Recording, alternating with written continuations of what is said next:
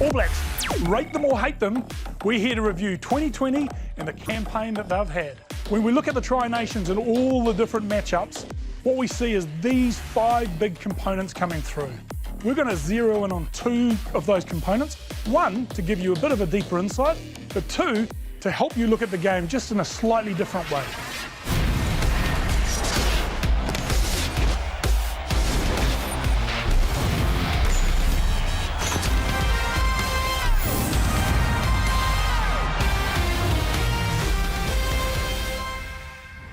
We're going to focus in on defence now and the MTI, the missed tackle impact.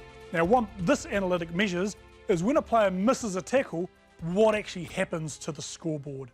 Now, we're going to go down to the individual level. We're going to focus on 4 players that play the same position. And for you, it gives you an insight into 1, the margins, but also the difference between tackle accuracy and the MTI. Now, when you look at Kremer, for example, he has been a phenomenon this season. His commitment, his aggressiveness, he's technically really consistent, and on the back of that, his tackle accuracy is 90%. At this level is phenomenal. Now, he missed 8 tackles, the same as Hooper and the same as Kane, because at this level it's inevitable you'll miss. So the interesting thing is, when they miss a tackle, what happens to the scoreboard? And you'll see here, when Kremer misses a tackle, 0.9, nearly 1 point, is conceded by the Argentinians. Now, when you look at Hooper and Matera, 2 really good defenders, their team concedes 3 points on each occasion. So, Sam Cane had an 81% tackle accuracy, doesn't look great in comparison, but he makes the tackles that matters, and the ones he misses don't. And here's an example of that. So you'll see the situation on the field. The Wallabies are trying to exit, a line out down here. Sam Cane and Beauden Barrett are trying to make a play here. They're trying to get the Wallabies to step back in and maybe put a shot right on the try line. And you'll see him rushing up on the outside shoulder of Hooper, forcing him back in, slowing the ball down, maybe getting a line out closer to the Wallaby try line, or a counter opportunity for our back 3.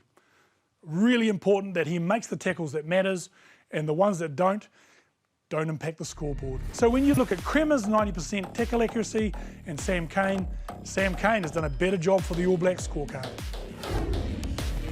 We are talking enablers. Now, in the first War Room show, one of the things we talked about was analytics answering key questions for coaches. And one question all coaches ask is, which players make the players around them better? And that's what the enabler score gives you. So Simon Chi at Vanguard came up with a score to find out who are the best team players, do they create space for the people around them that they pass to, who are the key distributors. When you look at this footage, one of the things you'll see is you'll see the key enablers in each position, and they look like normal plays. Leonard Brown keeping the ball alive, Aaron Smith giving that last pass to someone scoring a try. But it's more important than that because these players do it consistently. They do it better than other people. So the timing of their pass and the accuracy means that the players they give it to get more metres and fundamentally more points on the board. So when you look at Tom Banks, he might not make our first 15 in New Zealand, but he's one of the best enablers in the competition at fullback. And you look at Bruni, maybe a player no New Zealand would know by name, he is the best number 8 at creating space and points for the people he passes to. When we're looking at enablers, we're looking at the impact they have on their team. So for selection, this is critical to get consistency. Now, one of the great things about All Blacks, especially up front, is we often have great enabling players. So you see a lot of All Blacks in that enabler 15 forward pack. You see players in there that we might not normally select, but it shows you the difficulty of selection. And when we look at the backs, again, you'll see players that help others to move the ball up the field. Tom Banks definitely wouldn't be in the All Blacks, but it shows you the difficulty of selection. I'm going to bring up Kremer here. Now, Kremer was definitely going to be the first person you pick if you picked a defensive side. He might even be the captain, but he didn't contribute 1 enable point to the Argentinians this year. Again, he's a great player, but he doesn't make our enablers 15 for 2020. For the All Blacks, an interesting year to reflect on, lessons to learn, a little mini World Cup that they can think about for 2023.